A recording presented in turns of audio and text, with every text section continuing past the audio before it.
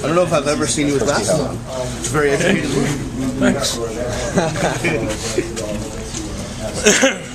Coach, what's your overall impression of the unit right now?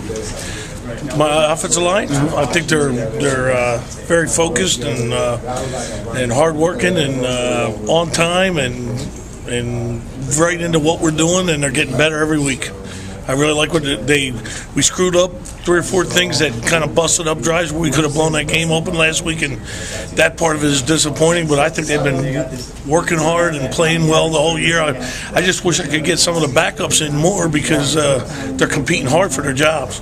And have you guys identified what kind of happened in that second half? Sort of like what some of the we made a mental on one play. We misblocked another play with technique, and all of a sudden you got and they were plays that were capable of really busting loose, and you got one guy making a tackle, and it's 2nd down and 9, and then we also had a couple pressures on the quarterback, which we've avoided. But North Carolina did a good job. They're a good defense, and you just feel like, hey man, if you're razor sharp and you don't have one problem right here, you're going to have a heck of a second half too, and really have a good game.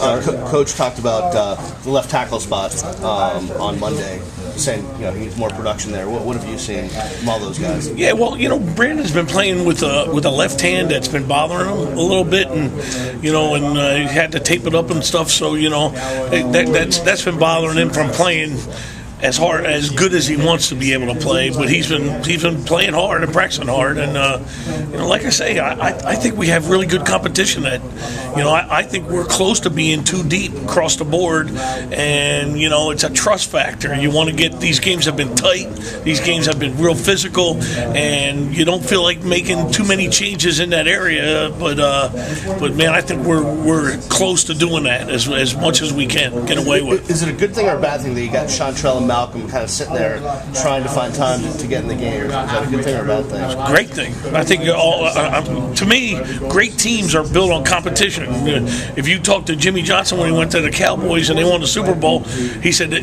right after they won the Super Bowl, what do you want to do? I want to go out and draft the best draft in the world and get my team too deep so everybody's fighting for their job. I mean, that's what good teams are made out of. Guys fighting for their job at practice, and it's actually what Miami's been made out of. All the years I've been here, and we won 5 national titles.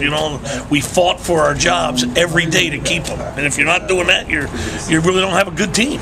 If you think that you can do whatever you want to do and not win, or not have repercussions, well, then you're not going to practice hard. You're not going to have the edge. And we always have an edge because you have good. And I really think that at the offensive line, more than any other position on the team, we have as good a competition as you could have. Does Brandon need a fire under his butt a little bit, you think? No, I think he's. I think the biggest thing bothering him is his hand. But that's coming around too. He's been getting lots of treatment. He's starting to get better with it, and he'll be fine. There's a couple technical things that he's been struggling with. We got to get that fixed, and that's my job. So we'll get him right. Outside of that starting 5, and along with Chantrell and Bunch, who would be like the 8th guy who's really fighting to get some reps now? Well, Figueroa is right in the mix all the time. He's practicing his butt off and doing a great job, and heck, I think Wheeler and McDermott are good players, man. I want to get them in, man. I felt like, hey, we were doing a good job against North Carolina, and then all of a sudden, we kind of stalled out in the second half, and I couldn't get them in there. I really wanted to get them in there. Coach Gold wants to get them in there, and I'm right with them, man. I want to get them playing because I think they're good players, and they earned it. They earned the right to do that. What has Chantrell done with the adjustment to the left side? How's he done there so far? That's no adjustment. He's played both his whole life, Yeah, he was coached really well at Cretin-Durham Hall, in Minnesota. I know the line coach there that had him for 3 years is now with Mark Tressman up in Montreal Alouettes. Andy Bischoff, he did a great job with him. So, Chantrell knows what he's doing. He knows what he's doing, and, Did you break my glasses? That'll be $50. No, just kidding. He knows what he's doing, and he's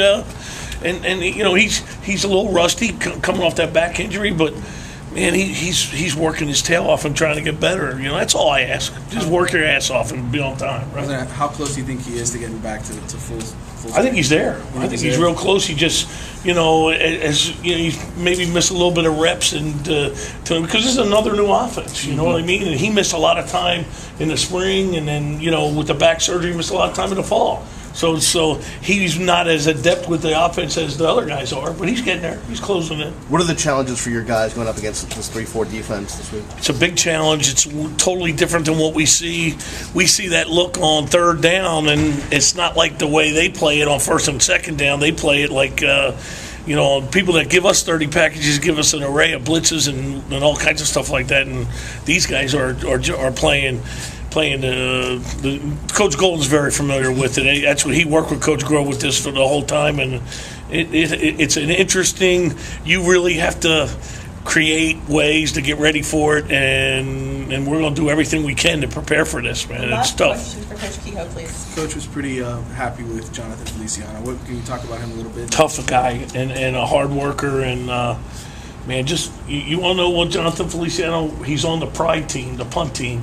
And he lit that guy up last week and put him on his back, you know? And everybody's going, oh, man, he can't run fast enough. Well, he hit the punt returner and put him right on his back, you know what I mean? And the whole place went crazy when they showed that to the whole football team. So, you know, I'm real proud of him. He wasn't even in the picture at all. And now he's putting guys on it.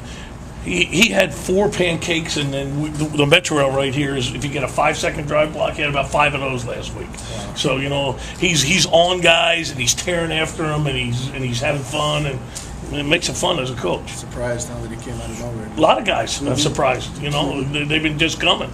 You know they're catching on. They're learning the system and doing well. All right. Thanks, Coach. All right. Thanks.